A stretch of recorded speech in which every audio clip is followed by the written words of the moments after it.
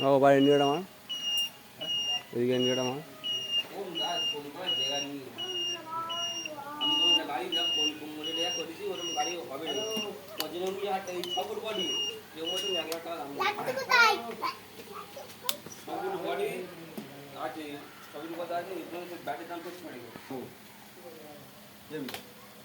কালকে খাবো